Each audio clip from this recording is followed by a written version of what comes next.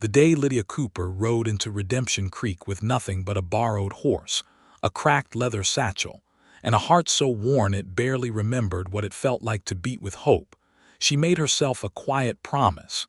She would ask no one for anything, and she would owe no one a single breath of gratitude she could not repay. It was the spring of 1874, and the Arizona Territory was not a forgiving place for a woman alone.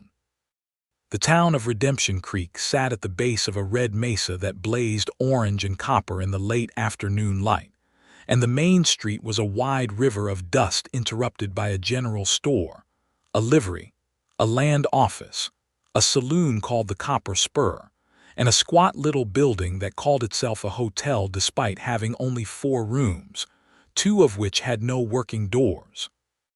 The whole place smelled of horse sweat and sawdust, and the faint mineral sharpness of the creek that ran just behind the row of buildings, its water the color of old pennies. Lydia was 26 years old. She had grown up in Missouri, married young to a man named Thomas Cooper who had promised her the frontier and given her instead 3 years of failed harvests, one stillborn child she never talked about, and finally a fever that took him outside of Santa Fe before they ever made it far enough west to plant anything worth keeping. She had no family left in Missouri, her mother gone before she turned 10, her father to drink before she turned 16. She had sold Thomas's pocket watch and his spare boots to buy enough food to get herself to Redemption Creek, because someone on the road outside of Albuquerque had told her there was work there. She did not know what kind of work. She had not asked. She tied the borrowed horse, a swaybacked roan that belonged to a freighter named Delbert who had said she could ride it as far as Redemption Creek and leave it at the livery, to the post outside the general store, and stood for a moment in the last of the afternoon heat, letting her eyes adjust from road glare to shade. She was tall for a woman of that era, with dark hair that had come loose from its pins somewhere around the 3rd mile of trail, and brown eyes that had the quality of looking directly at things without flinching, which was either courage or exhaustion, and at this particular moment it was entirely the latter. The general store was run by a round woman named Martha Holt who took one look at Lydia and offered her a chair and a cup of water without being asked, which nearly broke Lydia's composure entirely. "You looking for work or looking for someone?" Martha asked, refilling the cup before it was empty. "Work," Lydia said. "Whatever kind exists." Martha tilted her head in the thoughtful way of a woman who kept track of everything in a 50-mile radius. "Widow, are you?" "Yes." "Children?" Something moved behind Lydia's eyes. "No." Martha nodded as though she had already understood all of it. "Well, Doc Reeves could use someone to keep his office straight. He is hopeless with paper and worse with organization. And the Callaway Ranch sometimes needs a cook when their woman is away visiting family. Neither of those is permanent, but they will put food on your plate while you figure out the rest." "I am grateful," Lydia said, and meant it more precisely than people usually meant things. She spent her first 3 nights in Redemption Creek in the room above the general store that Martha let her have for the price of sweeping the floors morning and evening. She swept those floors as though they were the most important floors in the world. She organized Doc Reeves's office on the 4th day, staying until past dark to sort his papers and label his medicine jars in her clear, even handwriting. And when he offered to pay her, she told him what she needed was something steady and asked if she could come back the following week. He said yes immediately, and with the look of a man who had just been rescued from something he had not realized was slowly drowning him. It was during her 2nd week in Redemption Creek, on a Tuesday that smelled of coming rain, that she met Noah Merritt for the first time. She had not expected to meet anyone. That was the honest truth of it.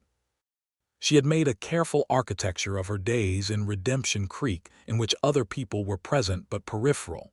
Martha with her steady kindness, Doc Reeves with his grateful awkwardness, the occasional ranch hand who came in for supplies.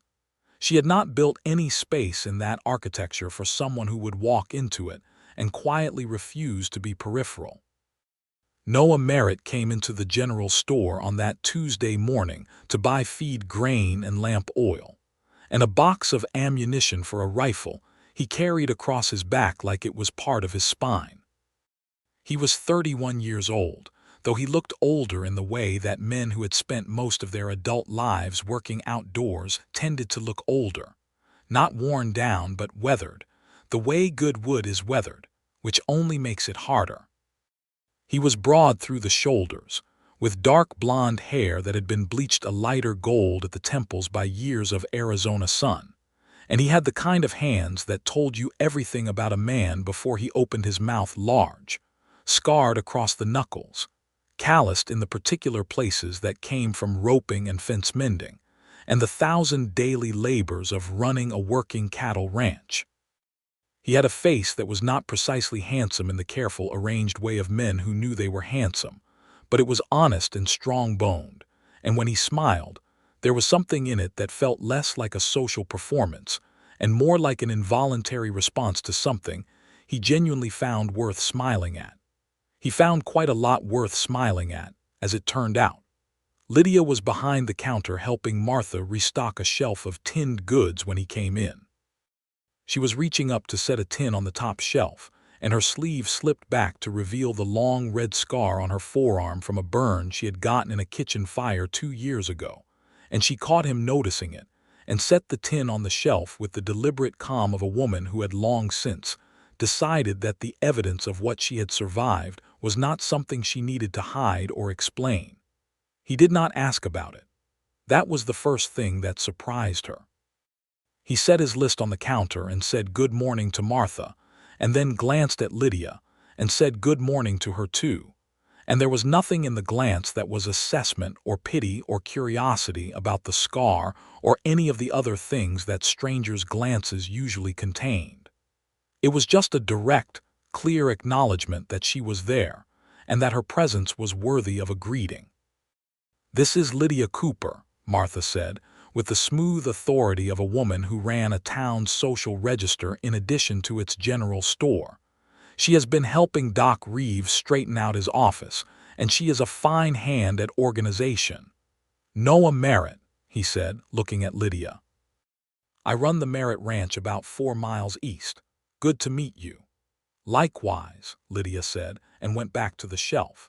He did not try to extend the conversation beyond what it naturally was, which was a brief introduction between strangers in a store, and she noted this with the attentiveness of someone who had learned to read what people did not do just as carefully as what they did. He came back the following Tuesday, and the one after that. The third time, he lingered at the counter after Martha had gone to fetch something from the back room, and he turned to where Lydia was tallying numbers in the store's ledger and said, without any particular preamble, "Are you settling in all right?" Creek towns can be rough on people who are new. She looked up from the ledger. "I am managing." "That is not quite the same as all right," he said. She studied him for a moment. "No," she agreed. "It is not, but managing is what I have." There was a pause in which something shifted, not dramatically, not like anything in a dime novel, but quietly, the way the temperature shifts when a cloud moves over the sun. He did not rush to fill the pause with reassurances or cheerful observations, which she appreciated more than she could have explained. "There is a position open at my ranch," he said finally. "I need someone who can keep records, feed accounts, cattle tallies, expenses." The man I had doing it left for California in February, and I have been doing it myself ever since, which is a disaster. Martha said you have a good head for numbers. Lydia put down her pen. "How many days a week?" "3 to start, could become more. It is honest work for honest pay, and you would be riding out and back, no need to stay on the property." He said this last part carefully, as if he understood that a woman alone might have specific concerns about arrangements, and he wanted to be clear about the nature of what he was offering before she felt obliged to navigate around any of them. She thought about it for exactly as long as it took to understand that she needed the money, and that this man had given her no reason not to trust the offer. "All right," she said. "When do you need me to start?" "Monday would be good," he said. She started on Monday. The Merritt Ranch was 4 miles east of Redemption Creek along a road that cut through scrub and red rock and past stands of saguaro that stood like sentinels in the early morning light. The main house was low and wide, built of adobe with a covered porch running the length of the front, and it had the look of a place that had been added to over time as needs grew. A newer section on the east end, a barn that was clearly older than the house, a series of corrals where a small crew of cowhands managed the business of the herd. Noah showed her to the room off the main hall that served as the ranch office. A desk, 2 filing cabinets, a bookshelf full of cattle industry almanacs and land survey records, and a window that looked out over the nearest pasture, where a dozen horses grazed in the yellow morning light. The previous record keeper had left the ledgers in a state that Lydia could only describe as organized chaos, meaning there was a system buried inside it, but it required an archaeological approach to unearth. She set her coat over the back of the chair, rolled up her sleeves, and went to work. Noah came in at mid-morning with coffee, set it on the corner of the desk without interrupting what she was doing, and left again. She drank it without looking up from the ledger page she was reconstructing from 3 different partial entries. It was very good coffee. She worked through to early afternoon, and when she finally sat back and looked at what she had managed in 4 hours, she felt the specific satisfaction of order restored to disorder. A feeling she had come to rely on, in the absence of other satisfactions, because it was reliable and entirely within her control. Noah came back to the doorway at 1:30 with a plate of bread and salted beef, and an expression that suggested he was slightly uncertain whether offering her food would be taken as presumptuous. She had already noted that he was a man who thought about how his actions might land on other people before he performed them, and she found this quality almost startling in its rarity. "You do not have to feed me," she said. "You have been working for 4 hours and the nearest lunch available is 4 miles back down the road," he said reasonably. "It is not charity, it is logistics." She accepted the plate. They ate in the quiet of the ranch yard, sitting on the porch because the day was fine and the air smelled of sage and warm earth. His foreman, a lean, weathered man named Pete Aldridge, came by briefly to report something about the eastern fence line, glanced at Lydia with the careful neutrality of a man reserving judgment, and left again. "He does not know what to make of me," Lydia observed. "Pete does not know what to make of anything for the first 3 months," Noah said. "After that he is your most reliable ally. It is just his process." She almost smiled. "I see." "He thought I was trouble when I hired him," Noah added. "Now he runs this place as much as I do." She looked out over the pasture. A hawk was tracing slow circles over the far ridge. "How long have you been here?" she asked. "In Redemption Creek." 8 years, he said. "Came out from Texas when I was 23. My family ranched near San Antonio, but there were 4 of us boys and the land could not carry all 4 futures, so I came west." He said this without bitterness, as a statement of facts that had led to where he was, which he did not seem to regret. "And you built this yourself?" "Pete helped," he said, "and a man named Gus who has long since gone to New Mexico. And the bank, which helped considerably and then wanted the help back with interest." He glanced at her, and there was the quality of quiet humor in it that she had already come to recognize as a characteristic rather than a performance. "It is mine now," she nodded. "That is something." "It is," he said simply. She came back on Wednesday and Friday that week, and the week after, and the one after that. She settled into a rhythm at the ranch that felt, after the first month, like something that had always been there, which was strange because she had been careful not to let herself feel that way about anything. She kept the ledgers in order and managed the supply accounts and wrote letters on Noah's behalf to cattle brokers in Tucson and Phoenix.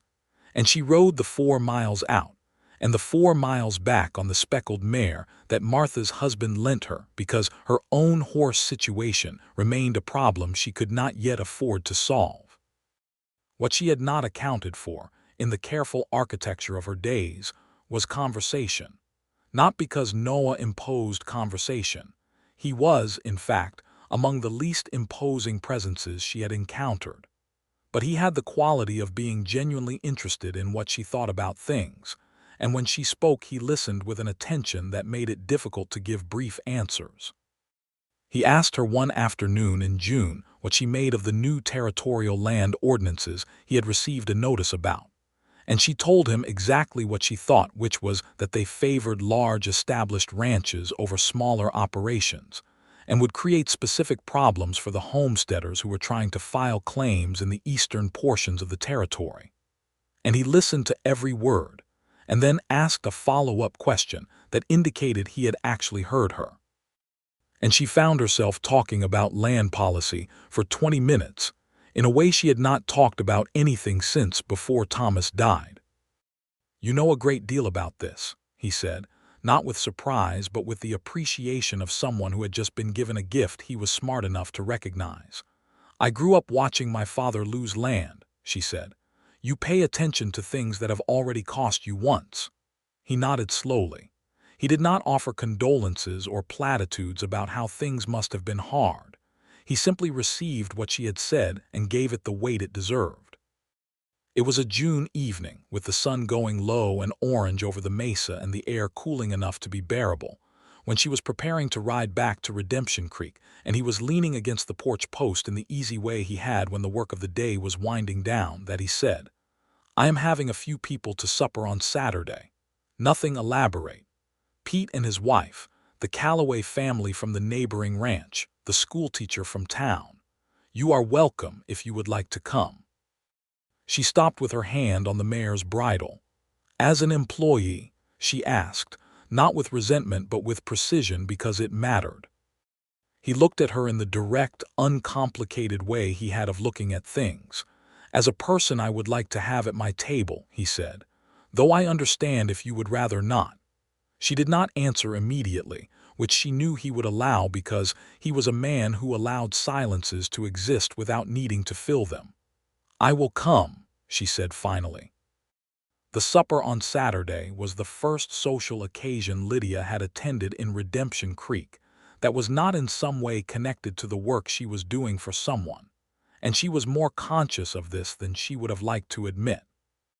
She wore the better of her two dresses, blue wool with white collar, somewhat too warm for a June evening in Arizona, but the best she had, and rode out to the ranch in the long summer dusk.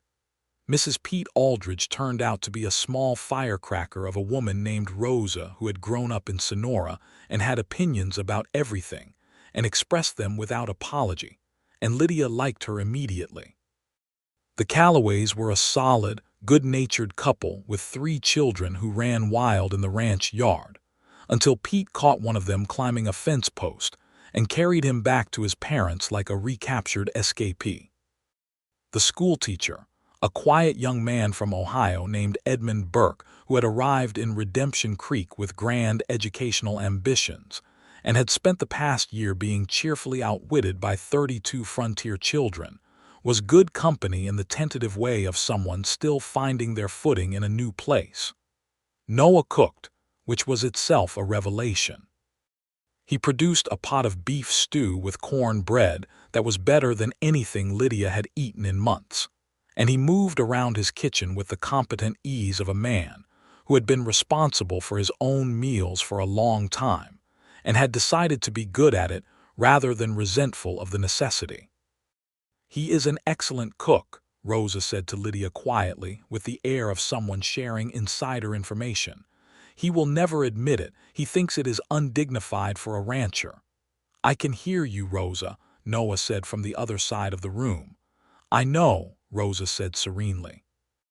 After supper, when the children had been deposited yawning in the parlor, and the adults had moved to the porch with their coffee, the conversation turned to the various issues of frontier life water rights, the difficulty of getting supplies when the freight routes were disrupted, the new territorial governor's position on Apache land claims. Lydia listened more than she spoke, but when Edmund the schoolteacher said something about the Apache situation that was uninformed in a way she felt compelled to address, she did so clearly, and the table went quiet in a way that suggested her clarity had been unexpected. "She is right," Noah said into the quiet. He said it without defensiveness or elaboration, just the clean statement of it. She looked at him across the table. He was looking back at her in the way he had been developing, she realized, the way that was a little more specific than the way a man looked at an employee or even a friend.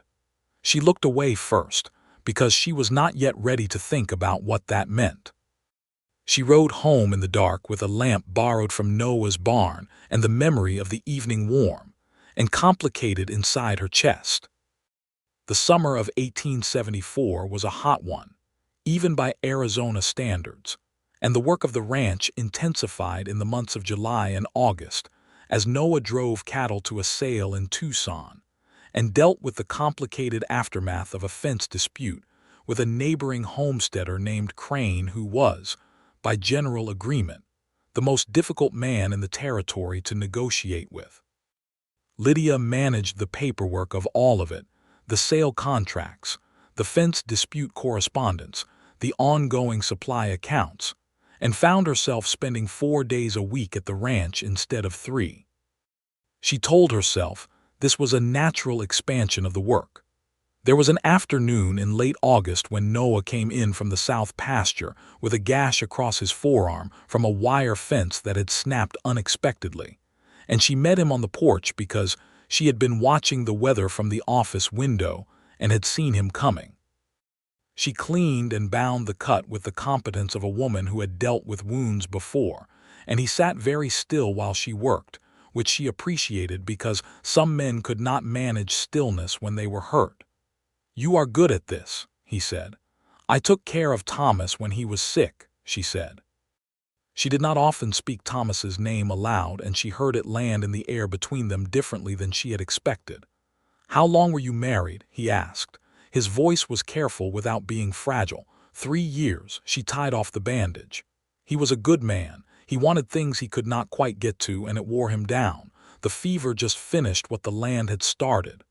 "I am sorry," he said. And it was the right thing, said the right way, without excess, without the kind of performative grief that required a response. "It was a long time ago," she said, and then, because it was the truth, "Sometimes it feels like a long time ago and sometimes it does not." He nodded. He understood the mathematics of grief. She could tell that from the way he received it. She found out about his own history the following week, not from him directly but from Rosa Aldridge, who was a woman incapable of maintaining silence on subjects she considered important. Noah had been engaged to be married 7 years ago, to a woman named Clara from Tucson, whose family had eventually decided that a struggling ranch in the middle of the territory was not the future they had envisioned for her.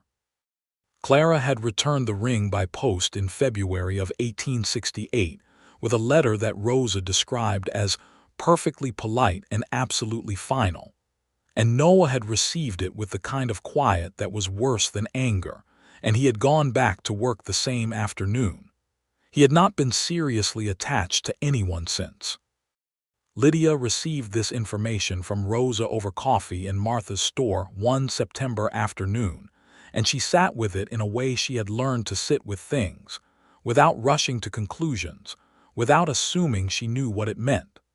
What it meant, she suspected, was that she was going to have to face something she had been carefully not facing. She faced it, as she faced most things, by going back to work. The first real conversation they had about anything beyond the practical happened at the end of September, when a cold snap had blown in from the north, and the evenings had turned sharp and clear and full of stars. She had worked late into the evening on a particularly complex set of accounts, and Noah had stayed in the office with her, ostensibly working on letters of his own, but in practice reading the same paragraph of an almanac multiple times while she worked, which she noticed and did not mention. When she finally set down her pen and stretched the stiffness out of her back, he closed the almanac and said, "What do you want, Lydia? In the long run, what do you actually want?" The question caught her so entirely off guard that she could not immediately construct a careful answer. "What do I want?" she repeated. "You do not have to answer," he said. I find myself wondering." She looked at the desk, at the neat stacks of ledger pages that she had brought out of chaos. "I used to know," she said slowly. "Before Thomas died, I had plans, a house, a farm, children maybe, ordinary things." She paused. "Now I mostly want to get through tomorrow with enough money for the day after." "That is surviving," he said. "I know what that looks like. I lived in it for 3 years after Clara left. It is a reasonable way to exist when the alternative feels too dangerous." He paused. "I am not criticizing it." "I know you are not," she said. Outside the window, the stars were extraordinary, the kind of sky that was only possible far from a city, unpolluted by lamplight, pure and extravagant overhead. "I am also not going to pretend," he said carefully, "that my interest in your company is only professional. Because I think that would insult your intelligence, and I have too much respect for your intelligence to do that." She was quiet for a moment. The fire in the small stove in the corner popped and settled. "I have nothing to offer you," she said. It was not false modesty or coy deflection. It was a genuine accounting. "No land, no money, no family connections, no property. A borrowed horse and a rented room and a coat that has been mended so many times the original fabric is mostly just a suggestion." She met his eyes steadily. "I am aware of what I am, Noah. I am not in a position to pretend otherwise." He looked at her across the desk, and the expression that came over his face was one she had not seen before and could not quite name. It was not pity, and it was not the blank gallantry of a man who dismissed what she had said without hearing it. It was something more specific, more considered. "Lydia," he said quietly, "that is exactly the kind of woman I have been looking for." She stared at him. "I do not need land or money or family connections," he said. "I have enough of the first, sufficient of the second, and the third has never done me much good anyway. What I have been looking for, what I did not find with Clara and have not found since, and had mostly stopped expecting to find, is someone who looks at the world exactly as it is, without flinching, and meets it on those terms." He was leaning forward slightly, his forearms on the desk, speaking with the careful precision of a man who understood that this was a significant moment and did not want to mishandle it. "Someone who keeps working when the work is hard.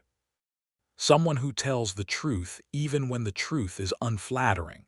Someone who has been through things that would have broken most people and came out the other side still willing to get up in the morning." He paused. "Someone who, when I am being an idiot about the almanac I have been pretending to read for the past hour and a half, is polite enough not to mention it." The corner of her mouth moved. She could not quite stop it. "I am not proposing anything dramatic," he said. "I am just telling you the truth, because I think you deserve that and because I do not know how to be around you and not be honest." She did not say anything for a long moment. The fire settled again. Out through the window, a coyote called somewhere on the mesa, and the sound was lonesome and perfect and entirely in keeping with the feeling of the evening. "I do not know how to let anyone in," she said finally.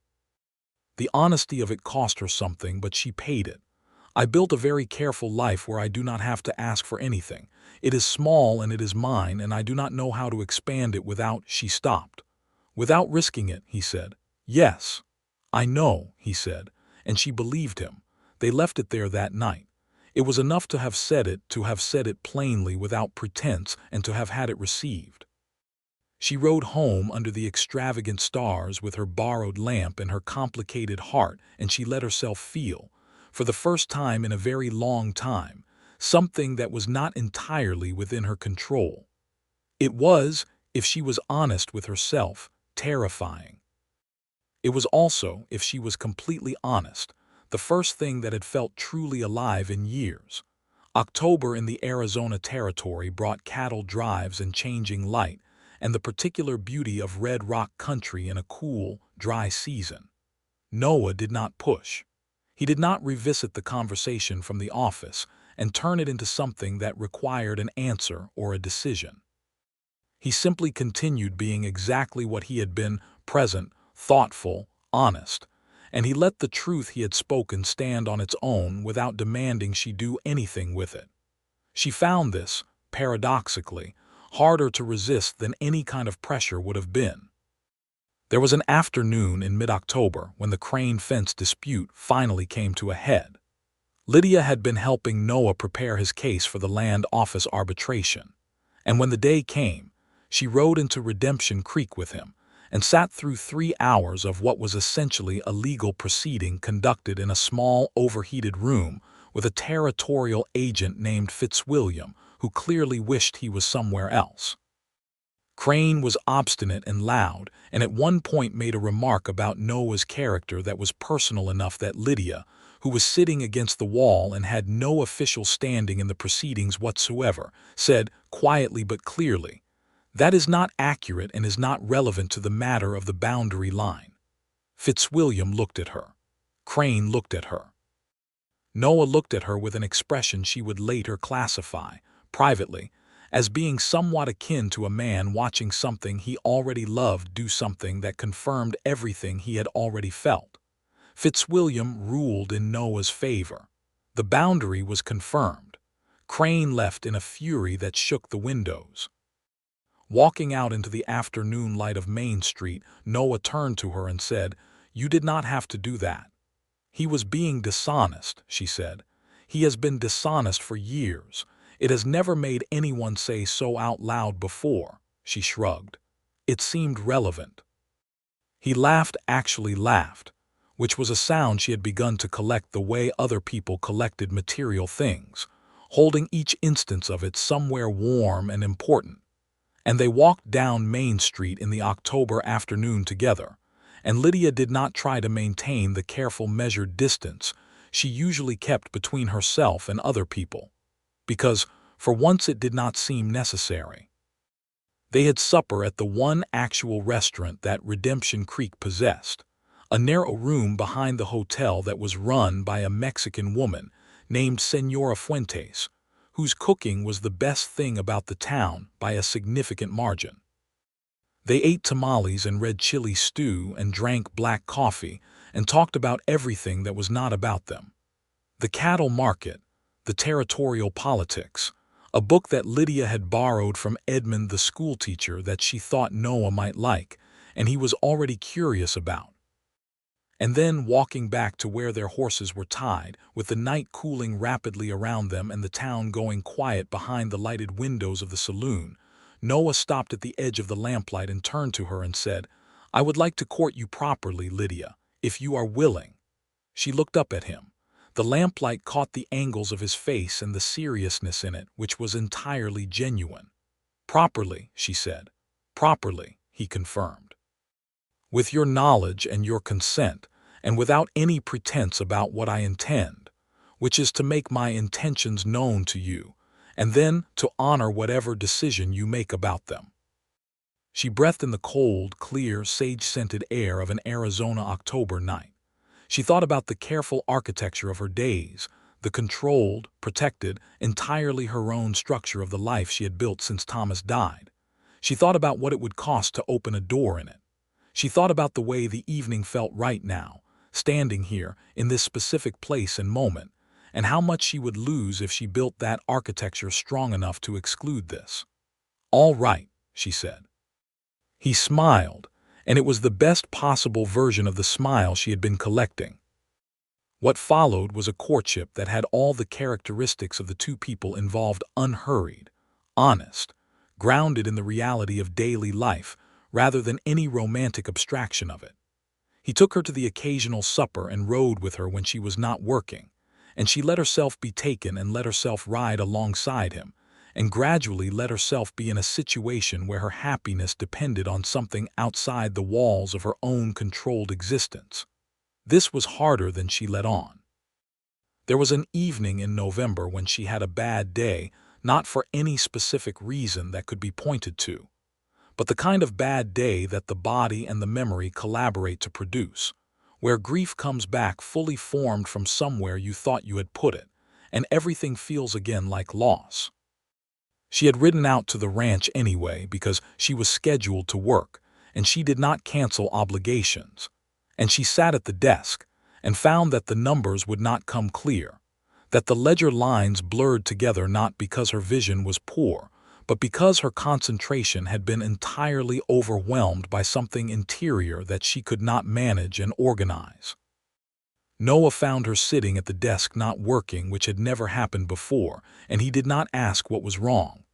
He brought her a cup of coffee and sat in the chair across the desk and was simply there, in the way he was very good at being, and after about 20 minutes of shared silence she said, "I lost a child.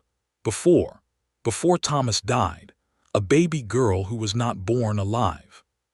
She said it in a flat, steady voice that she had never used to say it to anyone, because she had never said it to anyone. "I do not think about it every day, but today it is all I can think about." He looked at her without flinching, just as she always looked at things without flinching, and he said, "I am glad you told me." "I have not told anyone," she said. "I know," he said. "I can tell." She set her hands flat on the desk, grounding herself. "I am sorry," she said. "I cannot work today." "You do not have to work today," he said. "You can sit here as long as you want, and then I will see you safely back to town." She sat for another hour, and he sat with her, and nobody needed to say anything else for that to be exactly the right thing.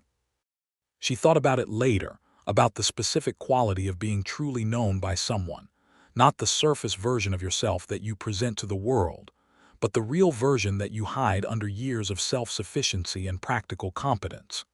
She had believed in the quiet bedrock of herself, that if anyone saw that version they would find it insufficient.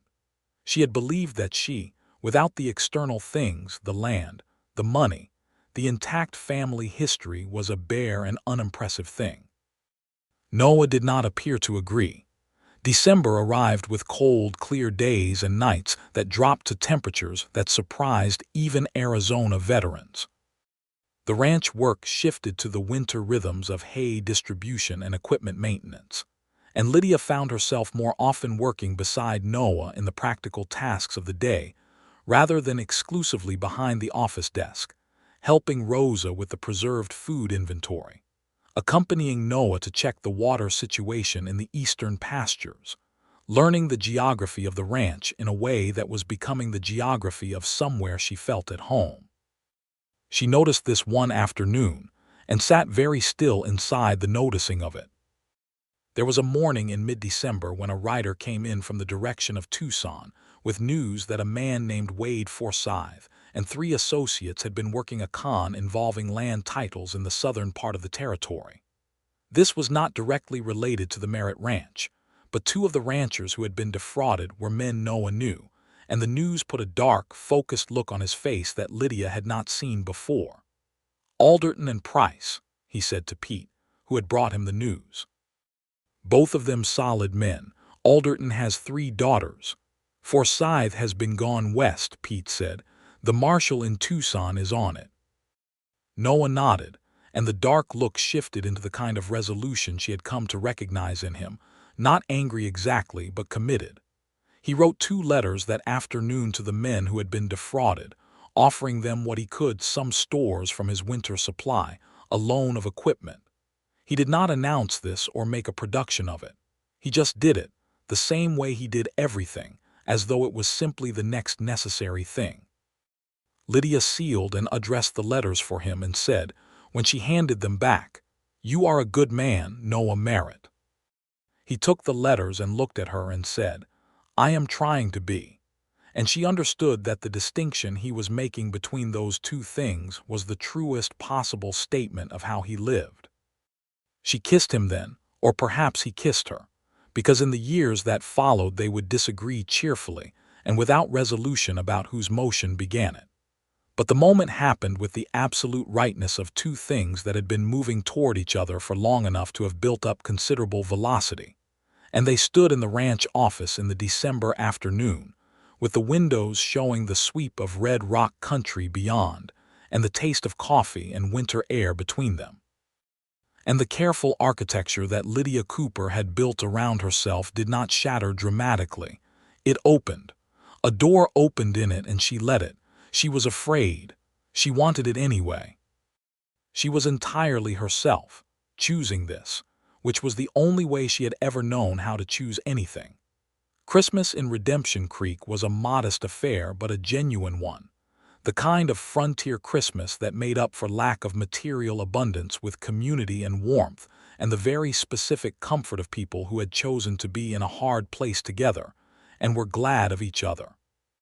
There was a gathering at the church, which was really just the largest building in town that had been pressed into service as a church on Sundays, and a dinner at Martha's establishment that overflowed into the street, despite the cold, because there were more people than the space could comfortably hold. Noah brought her a gift, a set of good pen nibs and a bottle of quality ink, because he had watched her work around the limitations of the inferior supplies she had been using for months, and had decided to solve that problem in the most direct way available. It was not romantic in the conventional sense.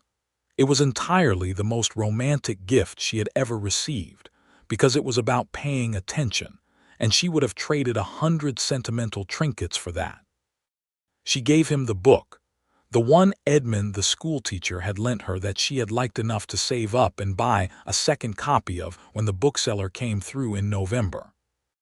It was a surveying guide combined with territorial natural history, and she had known from the first time she saw his eyes light up when she mentioned it that he would read it cover to cover within a week. He looked at it and looked at her and said, in a voice that had gone somewhat different than his usual voice, "How did you know?" "I pay attention," she said. He understood entirely.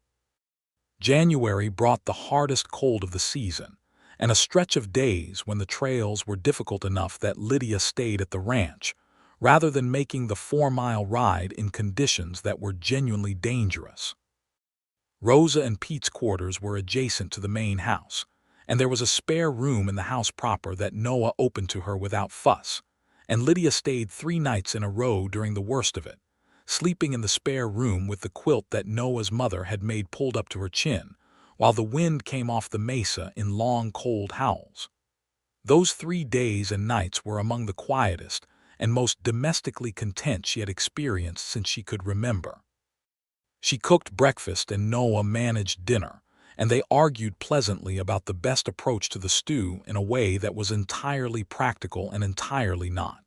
Because what they were really doing was practicing the ordinary rhythms of a shared life without having explicitly decided to share it. And both of them knew this, but neither of them named it yet, because the naming would come in its own time. On the 3rd evening, sitting beside the fire after supper with the wind outside, and the lamplight inside and Rosa's laughter floating from the adjacent building where Pete had told some story that was apparently even funnier in Spanish, Noah said, "I want to ask you something."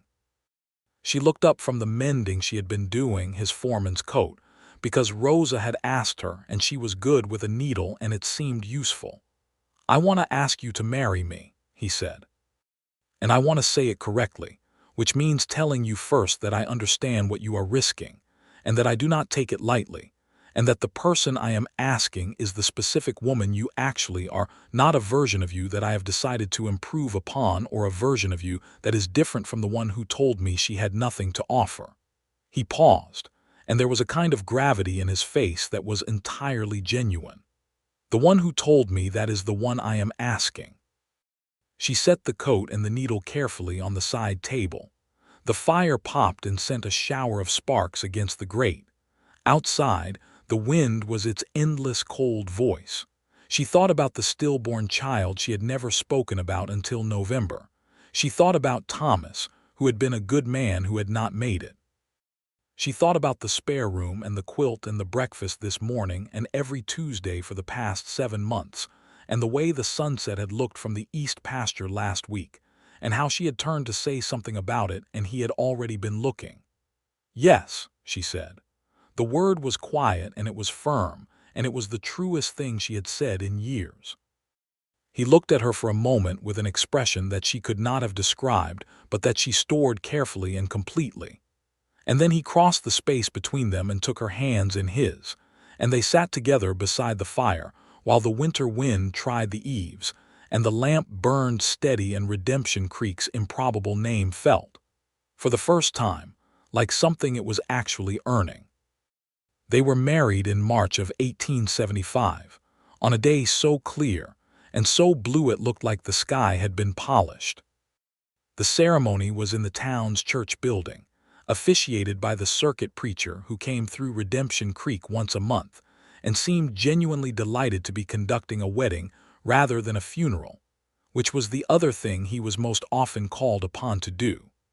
Martha Holt wore her best dress and cried with the unapologetic satisfaction of a woman who felt personally responsible for the outcome. Rosa Aldridge stood beside Lydia in the place of honor and held her hand before the ceremony started and said, in a practical, affectionate voice, "You are going to be very happy, Lydia. It is allowed." Lydia had worn the dress that Martha and Rosa had conspired to help her make from a bolt of dark blue cotton with white trim, and she had put her hair up properly for the first time in longer than she could remember, and she stood at the front of the room and watched Noah walk to stand beside her with the look of a man who was entirely sure of the most important decision of his life. She realized in that moment, not afraid. She was not afraid. The vows they spoke were the traditional ones, but they meant them with the specific and particular weight of two people who had already tested what they were promising against the real conditions of their lives. When Noah said he would love and honor and cherish her, he said it looking directly at her, and she believed him the way she believed the mathematics of a balanced ledger, because she had checked the work herself and it came out right. After the ceremony, the entire town came to the ranch for a celebration that Martha had organized, and the Callaways had provided the food for, and Pete had provided the music for by producing, to everyone's surprise, a fiddle from somewhere in his quarters and proceeding to play it very well. The children ran and the adults ate, and the stars came out early and generous over the mesa, and Lydia Cooper, Lydia Merritt, now if she chose it, though she decided to keep Cooper as part of herself because Thomas had earned that, and so had she danced for the first time in years in the middle of the ranch yard with her husband's hand in hers, under stars so bright they barely needed the lamps. Noah's voice near her ear as they danced, low enough for her alone. "I told you so." "Told me what?" she said. "That you had exactly what I was looking for." She leaned back far enough to look at him. "You are incredibly aggravating," she said, with a smile that undermined it completely. "I have been told," he said, and pulled her back in. The first year of their marriage was the most complete year Lydia had experienced since she was a young girl in Missouri before things went wrong, and it moved with the satisfying fullness of a year in which every season brought something real. Spring brought the planting of the kitchen garden that she claimed as her own project, and managed with the same systematic attention she brought to the ranch ledgers, and which rewarded her with summer squash and beans, and tomatoes that she put up in the late summer heat with Rosa's help and considerable argument about the correct proportion of vinegar to use. Summer brought the busy work of the cattle operation and a trip together to Tucson to meet with buyers that was also, incidentally, the first time Lydia had been in a city in 2 years, and she walked the streets with Noah's hand at the small of her back and felt, for the first time, like someone who was arriving at something rather than surviving the loss of something else. In the fall, she discovered she was pregnant.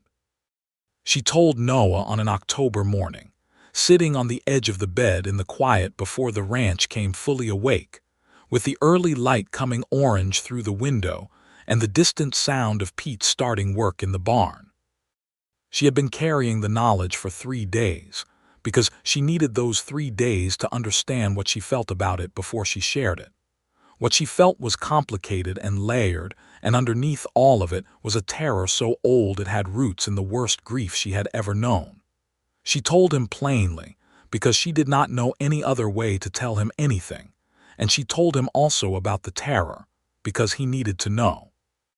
He put his arms around her carefully, as if she were something precious that he had full faith would be strong but that he was going to hold with care regardless.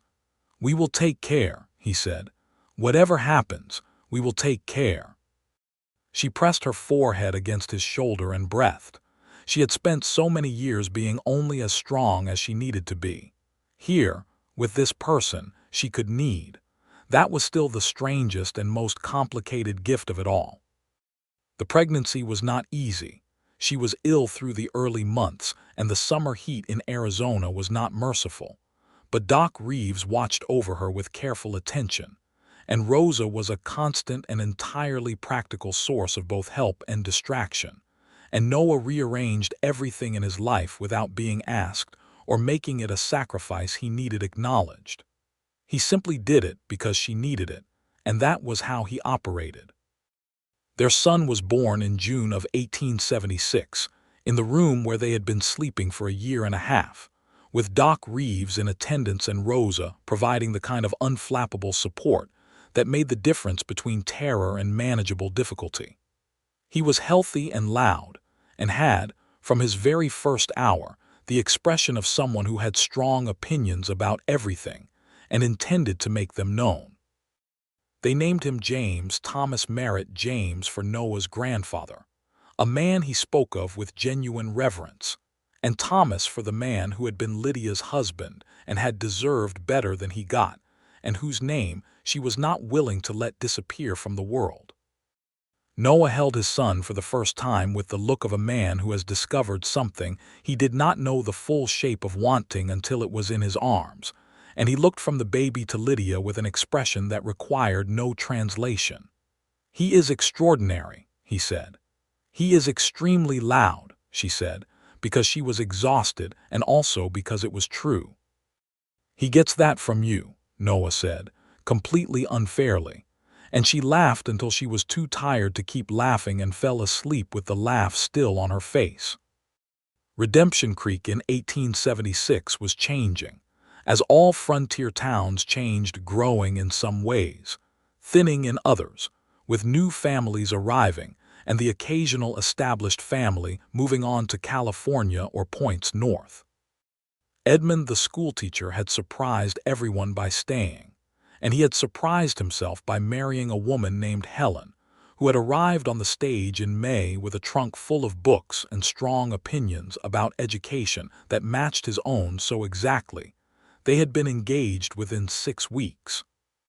Martha Holt expanded her store into the adjacent building and added a reading room, which was, she told everyone firmly, not a library because they did not have enough books to call it a library, but which functioned as one.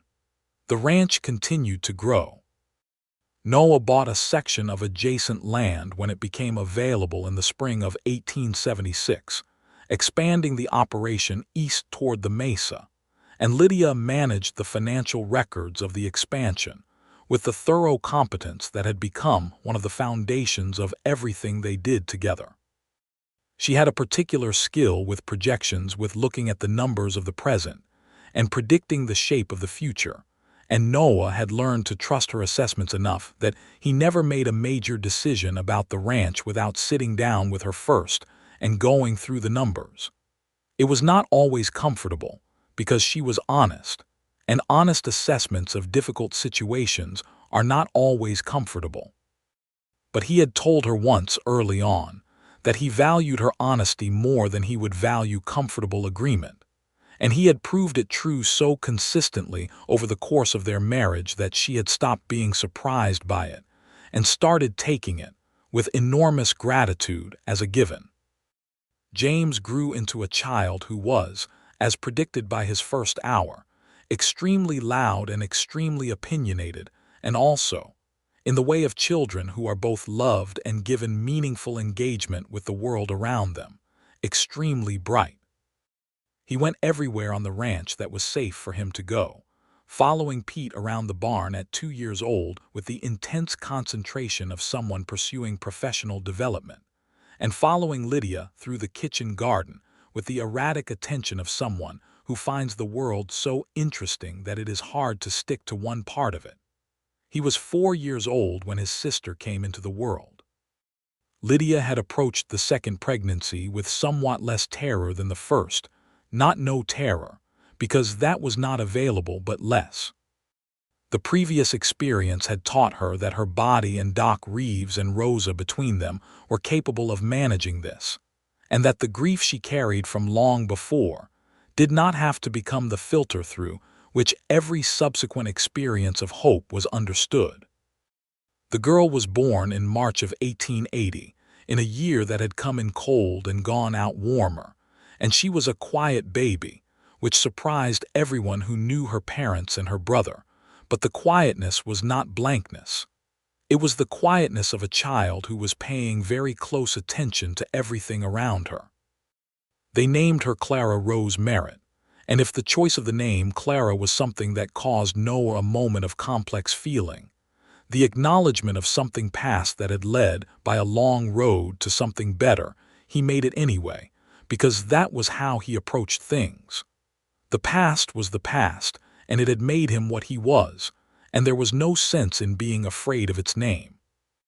Lydia watched him hold Clara Rose the same way she had watched him hold James 4 years before, and she felt again the thing that had not diminished in 6 years of marriage, the specific warmth of genuine joy for another person's joy, which was only possible when you loved someone honestly enough to be capable of it. "She has your eyes," Noah said. "She has your chin," Lydia said. "She is extraordinary," he said. "She is very quiet," Lydia said. "This is suspicious. One of us should check the barn." James, who had been watching his new sister with the wary interest of a 4-year-old who had not yet decided whether this was a good development, looked up. "I will check the barn," he offered helpfully. "You will stay exactly where you are," Noah said, catching him by the back of his shirt with one hand while continuing to hold Clara Rose with the other in a display of fatherly multitasking that Lydia committed to memory. The years settled into the rhythm of a life that was built on solid ground, not without hardship, because the territory was still the territory, and the land still demanded what it demanded, but without the desperate quality that hardship has when you face it alone.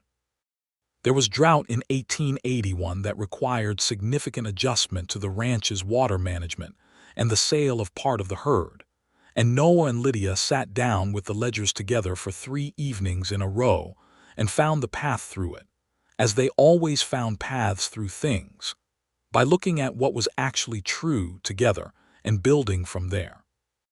Lydia's kitchen garden, which had started as a practical project and become something she loved in a way she had not expected, had by this time grown into a substantial enterprise that supplied not just the household, but also some of the town, with Rosa managing the distribution on the days Lydia was deep in ranch accounting. Rosa had an instinct for commerce that was precise and cheerful in equal measure, and Lydia trusted it entirely.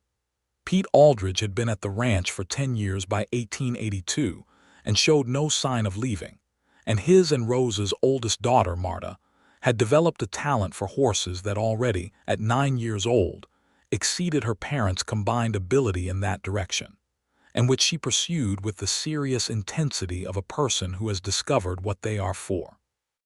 Edmund and Helen Burke had 3 children and a school that had grown to 40 students and a second teacher.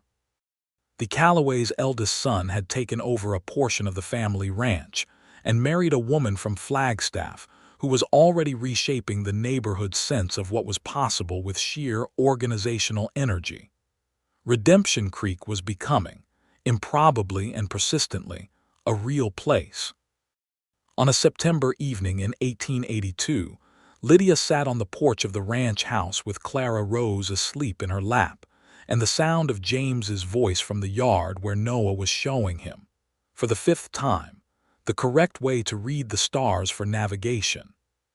She could hear Noah's patient, clear explanations and James's rapid questions, which came faster than any adult could comfortably answer, and she could see, in the early dark, the two of them sitting side by side on the fence rail with their heads tipped back and the whole sky above them. She sat with her daughter's warmth and her son's voice and her husband's presence and the smell of the sage on the cooling air, and she felt, in a way she could not have named when she rode into Redemption Creek in the spring of 1874 with nothing but a borrowed horse and a cracked leather satchel, that this was what it was to be arrived. Not at a place, exactly, though the place was real and good and hers, but at the condition of being genuinely at home in your own life. She had told him she had nothing to offer.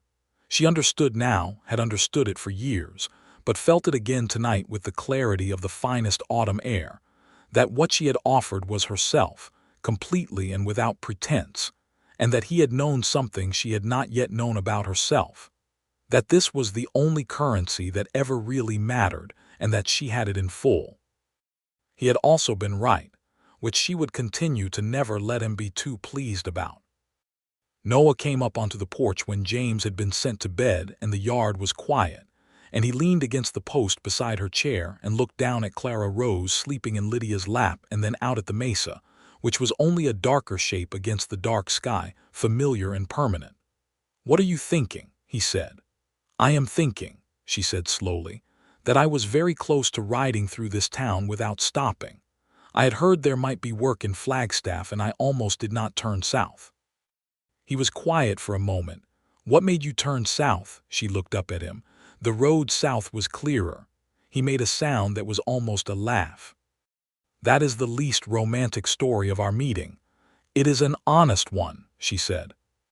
"It is," he agreed, and sat down on the porch step beside her chair and leaned back against the post and looked at the sky. And they were quiet together the way they had always been good at being quiet together, which was the kind of quiet that was full rather than empty, the kind that meant everything was accounted for and held, and nothing needed to be said because all of it had already been said, or would be said, or was being understood in the language that did not require words. Clara Rose stirred in Lydia's lap and made a small, sighing sound and settled again. "She is going to be extraordinary," Lydia said. "She gets that from her mother," Noah said. She looked down at him, sitting on the step with his forearms on his knees and the starlight on the familiar planes of his face, and she thought about the word extraordinary and about all the ordinary days that made it possible, the Tuesday mornings and the ledger columns and the coffee brought without interruption, and the 3 nights in the spare room and the fire in January and the dancing in the ranch yard, and the years of breakfast and the children and the drought and the fence dispute and the stars. Noah. She said. He looked up. "I am glad the road south was clearer," she said. He reached up and took her hand where it rested on the arm of the chair, and held it with the unhurried certainty of someone who intended to be holding it for a very long time, and looked back up at the stars and said, "So am I, Lydia. So am I." The night settled around them. The Arizona Territory in the late summer of 1882, the mesa and the sage and the creek running penny-colored behind the buildings of a town that had decided to mean its name, and the story that had begun with a borrowed horse, and a broken open heart had arrived at the only place it was ever going to arrive. Here, with these 2 people in a life that was fully theirs, built board by board and day by day and choice by choice out of everything they actually were, which had turned out, against all of Lydia Cooper's careful accounting, to be enough. More than enough. The very best possible kind of enough. And in the years that followed, the long, full, lived-through years that Redemption Creek, and the Red Mesa, and the turning seasons made room for James Merritt grew into a young man with his mother's precision, and his father's patience, and a talent for engineering that would take him, eventually, to study in the East and come back west with plans that would change the water management of the whole region. Clara Rose Merritt became the kind of woman who had her mother's directness and her father's smile, and an ability with horses that rivaled young Marta Aldridge, and who would build something remarkable with those gifts in a future that was still being assembled. Noah and Lydia grew older with the grace of people who had never expected old age to be anything other than the continued expression of everything they had always been, and they remained through the changes of a territory that became a state, through the coming of new technologies and new people and new ideas that arrived on the frontier at their own pace and in their own time, exactly what they had always been to each other: honest, present, genuinely glad. On a morning in the late fall of a year when the children had grown, and the ranch was thriving, and Redemption Creek had become a proper town with a proper library and a proper school and proper streets, and still smelled, just a little, of sage and warm earth and the minerals of the old creek. On that morning, Lydia sat at the desk in the ranch office, which was her office now as much as his, and opened the ledger for the year's final accounting, and picked up her pen with its good nib and her good ink, and began to write the numbers that told the story of everything they had built. She was good at this. She had always been good at this. She was, she thought, exactly what he had been looking for. And he had been, she knew with every year that confirmed it more fully, exactly what she had needed, not a rescue, because she had never needed rescuing but a choosing. Someone who had looked at her clearly in the full honesty of what she was and said yes to all of it. She heard his boots on the porch, the familiar sound that had been the sound of her mornings for almost a decade now. And then the door opened, and he came in with 2 cups of coffee, and set one on her corner of the desk and sat down across from her in the chair he always sat in, and opened the almanac he was currently reading. He was always reading an almanac. This had not changed, and the two of them settled into the morning the way they settled into every morning, which was together and quiet and entirely at home. Outside the window, the mesa stood in the early light, orange and copper and ancient, indifferent to individual human stories in the way that only things older than memory can be indifferent. And yet somehow, in the light that came through the glass and fell across the desk where Lydia wrote and across the face of the man who had seen her clearly and chosen her completely, it managed to look, on this particular morning in this particular autumn, like a backdrop that understood what it was holding. Some stories end quietly, this one did. It ended in the middle of an ordinary morning, with coffee and numbers and the sound of the ranch coming awake outside, and nothing dramatic or exceptional happening whatsoever, which was exactly, precisely, the point.